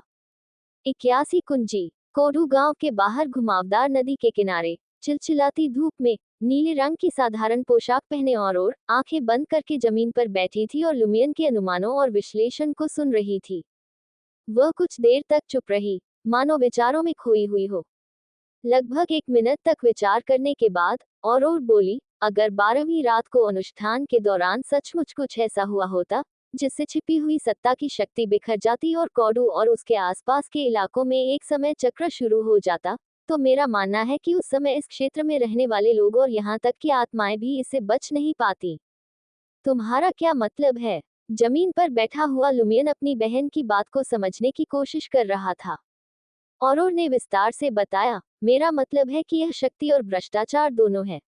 एक बार जब यह फैल जाएगा तो इस क्षेत्र में हर कोई लगभग समान रूप से भ्रष्टाचार का शिकार होगा। केवल काले कांटे का चिन्ह धारण करने वाले या अन्य उच्च स्तरीय संस्थाओं के संरक्षण में रहने वाले ही शायद इससे अप्रभावित रह पाएंगे। जरा सोचिए, क्या ये किसी बांध के टूटने जैसा नहीं है जिससे पूरा इलाका छत तक पानी से भर जाए? अगर पहले से नाव तैयार न होती तो हम निश्चित रूप से भीग जाते। लुमियन ने ऐसे दृश्य की कल्पना की और हिचकिचाते हुए पूछा, तो क्या इसका मतलब यह है कि गांव में हर कोई क्षीण होती शक्ति से दूषित हो गया है और प्रभावी रूप से चक्र का एक घटक बन गया है? घटक से उनका तात्पर्य चक्र में भाग लेने या उससे प्रभावित होने से नहीं था, बल्कि उनका कहना था कि लोग चक्र की संरचना का हिस्सा बन जाते थे। और ने, जिसकी आंखें अभी भी बंद थीं और उसके सुनहरे बाल बंधे हुए थे, धीरे से सिर हिलाया। मुझे संदेह है कि पादरी की हत्या से न केवल चक्र रीसेट होगा, बल्कि कोडू में अन्य ग्रामीणों की हत्या से भी ऐसा ही प्रभाव पड़ेगा। ये चक्र के घटकों को नष्ट करने जैसा है। इस तरह की गड़बड़ी पर निश्चित रूप से प्रतिक्रिया होगी। लेकिन हमने कल दोपहर ही दाई को मार डाला। लुमियन ने अपना वाक्य पूरा करने से पहले ही बात अधूरी छोड़ दी। अचानक उसके मन में अनेक विचार उमड़ पड़े और उसने हिचकिचाते हुए पूछा, क्या ऐसा इसलिए है क्योंकि महल में रहने वाले लोगों को अन्य उच्च स्तरीय संस्थाओं द्वारा संरक्षित किया जाता है? क्या इसीलिए मैडम पॉलिस ने दावा किया था कि वह एक विशिष्ट क्षण में लूप से बाहर निकल सकती हैं? वह उस सत्ता से अछूती रही। वह उस चक्र का हिस्सा नहीं है। वह प्रभावित तो है, लेकिन वह खामियों का फायदा उठा सकती है या बचने के अवसरों का लाभ उठा सकती है। और ने धीरे से आह भरी। इसीलिए उसने कहा कि वह हमें बचा नहीं सकती या अपने साथ नहीं ले जा सकती। हम पहले ही भ्रष्ट हो चुके हैं और चक्र से जुड़ चुके हैं। इस पर उसने एक कड़वी मुस्कान बिखेरी। या यूं कहें कि हम पहले ही मर चुके हैं। हम केवल लूप घटकों के रूप में मौजूद हैं। इसमें कोई आश्चर्य की बात नहीं कि उस रहस्यमयी महिला ने कहा था कि अगर वह जबरदस्ती इस चक्र को समाप्त कर दे तो यहाँ मौजूद सभी लोग मर जाएंगे, क्योंकि हम स्वयं ही वह जबरदस्ती भंग किया गया चक्र हैं। लुमियन चुप हो गया। वह अपनी बहन की बात का खंडन करना चाहता था और ये तर्क देना चाहता था कि उन्हें इतना निराशावादी नहीं होना चाहिए, लेकिन उसकी बातें उस रहस्यमयी महिला की बातों से मेल खाती थीं। वह बात जो वह इतने समय तक समझ नहीं पाया, वह ये थी कि महिला की उस घेरे में स्वतंत्र रूप से प्रवेश करने और बाहर निकलने की क्षमता और छिपी हुई सत्ता का उल्लेख करने के उसके दुस्साहस को देखते हुए, भले ही वह बिना किसी नुकसान के उस घेरे को तोड़ न सके, फिर भी उसके लिए 2 या 3 लोगों की रक्षा करना और उनके प्रस्थान में सहायता करना आसान होना चाहिए था। अब इस पहेली का एक अधिक तर्कसंगत और निराशाजनक स्पष्टीकरण था। कुछ सेकंड बाद लुमियन को एक प्रतिवाद मिल गया। आवा, रेमुंड और नारोका तीनों मर चुके हैं, लेकिन उनकी मौत से यह चक्र दोबारा शुरू नहीं हुआ। और ने अपनी आंखें अभी भी बंद रखते हुए एक जटिल मुस्कान दी। शायद वे चक्र शुरू होने से पहले ही मर गए थे, इसलिए 12वीं रात को अनुष्ठान में भाग न लेने के कारण वे अपवित्र नहीं हुए। उसका इशारा स्पष्ट था। लूप शुरू होने से पहले की समय रेखा में नारोका उपवास से पहले ही मर गई थी, जबकि आवा और रेमुंड को उत्सव के दौरान बलिदान कर दिया गया था। वे 12वीं रात तक जीवित नहीं रह पाए और लूप का हिस्सा नहीं थे। वह एक पल के लिए रुकी और फिर बोली, जीन मॉरी, जो आज लापता हो गया, शायद इसी तरह की स्थिति में था। सामान्य घटनाक्रम के अनुसार उसे उपवास के बाद और 12वीं रात से पहले कुछ असामान्य पता चलना चाहिए था। वह भागना चाहता था, लेकिन उसे चुप करा दिया गया। हमारी जांच ने इस घटना को और तेज कर दिया। मुझे बस यही समझ नहीं आ रहा है कि रिमुन के शव की बलि क्यों दी गई है ना। उसे तो शुरू से ही इस सब में शामिल नहीं होना चाहिए था। अपनी बहन की बातें सुनकर लुमियन को तुरंत गिरजाघर के नीचे घटी घटनाएं याद आ गईं। काले वस्त्र में अदृश्य आकृति रिमुंड और अन्य लोगों की आत्माओं से बनी थी। ल्यूमियन ने रहस्यवाद के अपने ज्ञान को संयोजित किया और अनुमान लगाने का प्रयास किया। हो सकता है कि लैंड का बलिदान सीधे किसी छिपी हुई सत्ता को नहीं, बल्कि वेदी को अर्पित किया गया हो। यह 12वीं रात के अनुष्ठान का हिस्सा है, इसलिए रिमुंड की आत्मा गिरजाघर के नीचे प्रकट हुई। उसका शरीर किसी काम का नहीं है, लेकिन चक्र शुरू होने से पहले पोन्स बेनेट और उसके साथी कॉडू से निकल सकते थे। नदी के निचले हिस्से में रहने वालों को शव मिलने और उच्च अधिकारियों को सूचित करने से रोकने के लिए वे शव को नदी में बहाने की रस्म पूरी करने के बाद उसे वापस निकाल सकते थे। एक बार चक्र शुरू हो जाने के बाद बिजली की भी सीमाएं थीं। यह उस क्षेत्र को कवर नहीं कर सकती जहां पोन्स बेनेट और अन्य लोगों ने शव बरामद किया था। उनके शरीर में भ्रष्टाचार फैल चुका है और वे इस क्षेत्र को छोड़ने के बारे में सोच भी नहीं सकते। औरों ने कुछ देर सोचा और सहमति में सिर हिलाया। पिछले कुछ दिनों में आपके अलावा 3 विदेशियों और मैडम पॉलिस और उनके अधीनस्थों के अलावा किसी भी ग्रामीण ने शिकार करने या जंगली फल इकट्ठा करने के लिए कॉडू छोड़ने के बारे में नहीं सोचा है। अगर तुमने मुझे याद न दिलाया होता तो मैं भी वैसा ही होता। औरों ने एक उदास, आत्मनिंदा भरी मुस्कान दिखाई। हम पहले से ही राक्षसों का एक समूह हैं। हम लूप पर निर्भर रहकर किसी तरह इंसानों के रूप में जीवित हैं। नहीं, मुक्ति का कोई न कोई रास्ता तो जरूर होगा। उस महिला ने कहा था कि ऐसा रास्ता मौजूद है। लुमियन ने अपनी बहन की आत्मदया की भावना को बीच में ही रोकते हुए कहा। औरों ने धीरे से सांस छोड़ते हुए कहा, क्या तुम अपनी बहन को कुछ मिनटों के लिए भी कमजोर महसूस नहीं करने दे सकते? उन्होंने आगे कहा, इस सोच के आधार पर हम केवल खुद पर ही निर्भर रह सकते हैं। बाहरी ताकतों से इस चक्र को तोड़ना खुद को मारने के बराबर है। लुमियन ने आह भरी, दुर्भाग्यवश फिलहाल इस अटकल की पुष्टि करने का कोई तरीका नहीं है। हम इसकी पुष्टि केवल 12वीं रात को ही कर सकते हैं। हम इसकी पुष्टि कर सकते हैं, लेकिन इसमें हमारा बहुत समय बर्बाद होगा। इसके अलावा मैं यह नहीं कर सकती, औरों ने जवाब दिया। ये सच है, लुमियन को अपनी बहन की योजना का कुछ अंदाजा हो गया था। पादरी की टीम में शामिल न होने वाले किसी ग्रामीण को मारकर देखना कि क्या इससे पुनर्चक्रण शुरू होता है।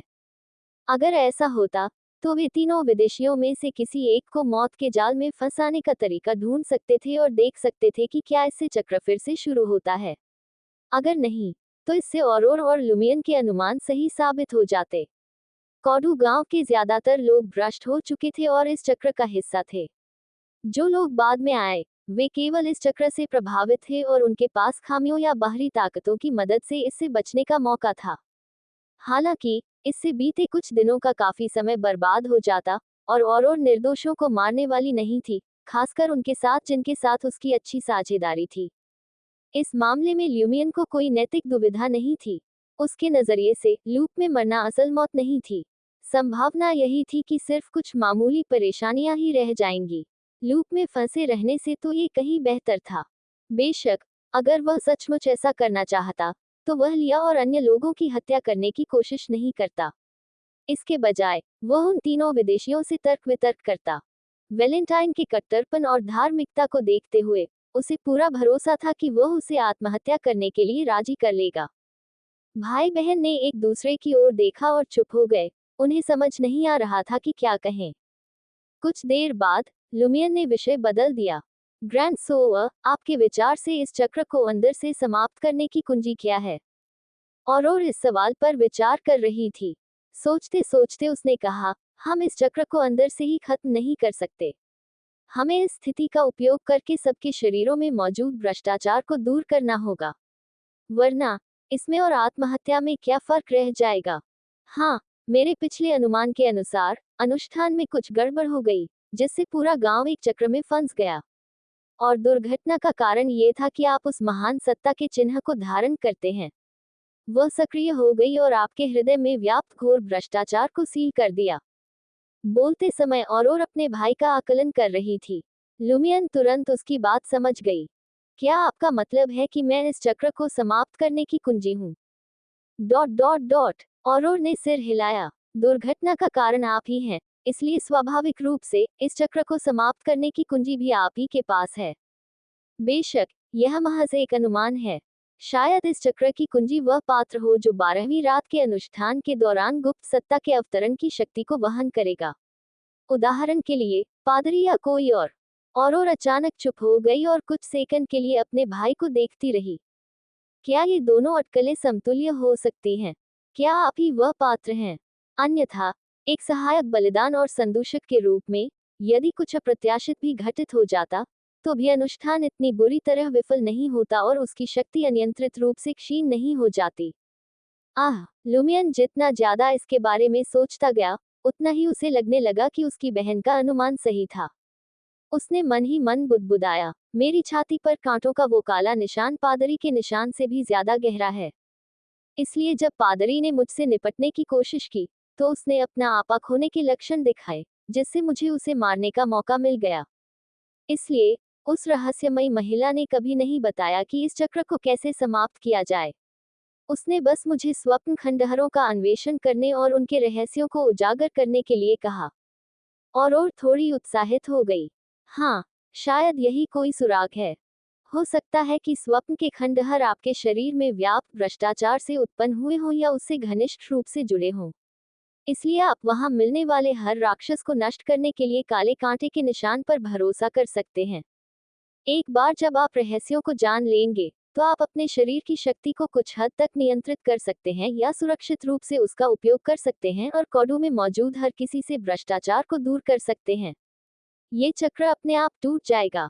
Dot dot dot. हाँ, शायद ये केवल कुछ निश्चित समयों पर ही किया जा सकता है, जैसे 12वीं रात को होने वाले अनुष्ठान के दौरान। ल्यूमियन उछलकर खड़ा हो गया। मैं अब सपने की दुनिया में वापस जा रहा हूँ। जल्दी नहीं है। और धीरे से उठ बैठी। क्या तुम्हें चोट नहीं लगी? क्या तुम आराम नहीं करोगे? लुमियन ने अपनी छाती पर हाथ फेरा। मैडम पॉलिस द्वारा छिड़के गए तरल पदार्थ ने मेरे सभी घावों को भर दिया और मेरी आध्यात्मिकता को बहाल कर दिया। ओह, क्या वह पोमिलो साबूदाना था? संतानोत्पत्ति करने वाली गुवानेन, और ने बुदबुदाया। लुमियन को बिल्कुल समझ नहीं आया। उसकी बहन एक बिल्कुल ही विदेशी भाषा बोल रही थी। और ने आंखें बंद करके मुस्कुराया। मेरा मतलब है, घर जाओ, पेट भर खाओ, थोड़ी देर सो जाओ और अपने सपनों को साकार करने की कोशिश करो। 82 स्वप्न भविष्यवाणी। अर्धभूमिगत 2 मंजिला इमारत में लुमियन और ने चुपचाप अपना देर से लिया गया दोपहर का भोजन किया। जिस मटन को रसीला और मुलायम होना चाहिए था, उसका स्वाद उन्हें बिल्कुल फीका लगा। लुमियन का पेट अभी पूरी तरह भरा ही था कि वह मेज साफ करने ही वाला था कि तभी उसके कानों में खनकने की आवाजें सुनाई दी। लिया और बाकी लोग। उसने दरवाजे की ओर देखा। और को भी कुछ आभास हुआ। उसने अपने चम्मच कांटे नीचे रख दिए और प्रवेश द्वार की ओर टकटकी लगा दी। कुछ ही देर बाद दरवाजे की घंटी बजी। बिना किसी झिझक के लुमियन अपनी सीट छोड़कर दरवाजे की ओर बढ़ा और झांककर आगंतुकों को देखने लगा। ये वास्तव में लिया ही थी, जिसके साथ 2 अन्य विदेशी भी थे। वैलेंटाइन ने आखिरकार अपने कपड़े बदल लिए थे। पीड़ित की आभा के कारण पहले वह आग की लिपटों में घिर गया था। मैडम पॉलिस ने उसके घावों का उपचार किया था, लेकिन उसके झुलसे हुए कपड़े मरम्मत से परे थे। लुमियन ने दरवाजा खोला और गर्मजोशी भरी मुस्कान के साथ उनका स्वागत किया। मेरी पत्ता गोभी, क्या तुम्हें मेरी याद आ रही है? अरे, क्या सच में कपड़े बदले जा सकते हैं? वैलेंटाइन ने अपनी सफेद बनियान, नीली ट्वीड जैकेट और काली पतलून की जगह पीली बनियान, काली फॉर्मल जैकेट और गहरे रंग की पैंट पहन ली थी। लिया की सफेद कश्मीरी पोशाक पर सफेद कपड़े के फूल लगे थे, एक बड़ा और 2 छोटे, जिन्हें सिलाई की बेहतरीन कारीगरी से नुकसान के निशानों को छुपाया गया था। जहां तक रेयान की बात है, किए थे। हमने उन दोनों मामलों पर जानकारी जुटा ली है, रेयान ने शांत भाव से जवाब दिया। उसकी आंखों से संकेत मिल रहा था कि अंदर जाने के बाद और भी विस्तृत जानकारी मिलेगी। लुमियन ने दरवाजा पूरी तरह खोलने और तीनों जांचकर्ताओं को अंदर लाने से पहले ऑरोर की अनुमति मांगी। ये पहली बार था जब रयान और उनके सहयोगियों की मुलाकात ऑरोर से हुई थी, और उन्होंने औपचारिक परिचय का आदान प्रदान किया। आगामी राशिफल परिवर्तन और ग्रामीणों के कथित सौभाग्य के बारे में ये लगभग पुष्टि हो चुकी है कि पादरी ने ही ये अफवाहें फैलाई थी। रयान ने भोजन की मेज पर बैठते ही बिना समय बर्बाद किए खुलासा किया। लेकिन मुझे नहीं लगता कि यह इतना आसान है। उनके तरीके और बातें किसी गांव की चुड़ैल जैसी लगती हैं। सामान्य परिस्थितियों में पादरी ऐसी कोई योजना नहीं बनाता। गांव की चुड़ैलें अंशकालिक ज्योतिषी थी जो छोटे कस्बों और गांवों में अक्सर आती जाती थी। औरों ने सोच समझकर सिर हिलाया। क्या यह मृत जादूगर का प्रभाव हो सकता है? हम ग्रामीणों को गुप्त रूप से दुष्ट देवता की पूजा करने के लिए लुभाने का एक तरीका। और उन्होंने इतनी आसानी से इस पर विश्वास कर लिया। वैलेंटाइन गुस्से से उबल पड़ा। उनके चेहरे के भाव से कोडू के निवासियों की भोली भाली प्रवृत्ति पर घोर अविश्वास झलक रहा था। ये सब इसलिए है क्योंकि शाश्वत धधकते सूर्य में विश्वास करने से उनकी गरीबी दूर नहीं होती, और वे अभी भी पादरी और प्रशासक द्वारा उत्पीड़ित हैं। वैलेंटाइन के साथ टकराव के डर से और चुप रही। वह कल्पना कर सकती थी कि दुष्ट देवता की शरण लेने के बाद ग्रामीणों को पादरी और उसके अनुयायियों से ठोस लाभ मिलेंगे, जैसे कि चिरस्थायी सूर्य को चढ़ावे में कमी या पोन्स बेनेट के उत्पीड़न से सुरक्षा। वे उस गुंडे का नाम लेकर अपने परेशान करने वाले पड़ोसियों को डरा भी सकते थे। संक्षेप में, उनका जीवन सचमुच बेहतर हो जाएगा, जिससे उन्हें आशा मिलेगी और उनकी भक्ति और भी प्रबल होगी। फिर भी औरों ने उनके कृत्यों का समर्थन नहीं किया। जहां सरकार और चर्च मुख्य रूप से धन की तलाश में थे, वहीं ये पंथ जीवन की मांग करते थे। वैलेंटाइन के सवाल को नजरअंदाज करते हुए लुमियन ने मददगार अंदाज में सुझाव दिया, आपको खुद ग्रामीणों से पूछना चाहिए और उनके डगमगाते विश्वास के कारण की पूरी तरह से जांच करनी चाहिए। अगर आप सच्चाई का पता लगा लेते हैं, तो मुझे विश्वास है कि पोप आपको बहुत सम्मान देंगे। पोप पद से तात्पर्य शाश्वत प्रज्वलित सूर्य के पोप से था। यह उपाधि कई चर्च नेताओं के पास थी। और द्वारा जुटाई गई सामग्री का अध्ययन करने के बाद लुमियन को हाल ही में ये जानकारी मिली थी। वैलेंटाइन चुप हो गया, जाहिर तौर पर उत्सुकतावश। पर बुरा असर न पड़े। ये प्रथा केवल उन पारिवारिक सदस्यों तक सीमित, रिश्तेदारों द्वारा मारे गए हों। लेकिन चूंकि जीन मॉरी की हत्या चरवाहे के घर पर हुई थी, इसलिए प्यरे बेरी ने फिर भी सावधानीपूर्वक दूसरे पक्ष के नाखून काटे और कुछ बाल लेकर घर के बाहर भूसे के ढेर में छिपा दिए। इसमें कोई हैरानी की बात नहीं कि यह पहले से ही वहां था। यह उनके पिछले शिकार का ही होगा। इन्होंने चुपके से कितने लोगों को मारा है? लुमियन ने दबी आवाज में कहा। इस समय भी वह अपनी कुंडली और किस्मत बिगड़ने को लेकर चिंतित है। बेवकूफ, वैलेंटाइन ने जोर से गाली दी। उन्हें पहले ही लुमियन द्वारा जानकारी दी जा चुकी थी और वे 3 भेड़ों, भूसे के ढेर और उनसे जुड़े प्राचीन लोक रीति रिवाजों के बारे में जानते थे। कुछ देर चर्चा करने और यह पुष्टि करने के बाद कि वे फिलहाल कुछ और नहीं करेंगे, लिया और अन्य लोगों ने लुमियन और औरोर को विदाई दी और ओल्ड टैवन लौट गए। भाई बहन ने दोपहर में अपनी अटकलों का जिक्र नहीं किया, क्योंकि उन्हें डर था कि इससे आधिकारिक जांचकर्ता मामले की अंदरूनी जांच करने से पीछे हट सकते हैं। आखिरकार वे केवल प्रभावित हो सकते थे और बाहरी मदद से बच निकल सकते थे। टेबल साफ करने और उसे पोंछने में मदद करने के बाद लुमियन अपने कमरे में लौट आया और बिस्तर पर लेट गया। मन में चल रहे विरोधाभासी विचारों और कई अनुत्तरित प्रश्नों के कारण उन्हें लंबे समय तक नींद नहीं आई। उन्होंने ध्यान की कुछ तकनीकों का सहारा लेकर धीरे धीरे अपने मन को शांत किया और अंततः सो गए। अल्पविराम, धुंधली सी धूसर धुंध से घिरे कमरे में लुमियन ने अपनी आंखें खोली और सीधा बैठ गया। उसने अपनी निगाहें नीचे झुकाईं और अपनी छाती पर नजर डाली। उसकी दृष्टि पतली सूती कमीज और मांस को भेदती हुई सी लग रही थी, जिससे उसे काले कांटे का टैटू और उसके नीचे बनी नीली काली आकृति दिखाई दे रही थी। क्या यही इस अंतहीन चक्र का मूल कारण है? ल्यूमियन ने सोचा। काले कांटे का प्रतीक इस मुद्दे के केंद्र में था, और नीले काले रंग के पैटर्न ने उस अशुभ शक्ति से सुरक्षा प्रदान की, जिससे कोडू को बचाया जा सका। इन सभी घटनाओं की जड़ें लगभग 6 साल पहले तक जाती हैं।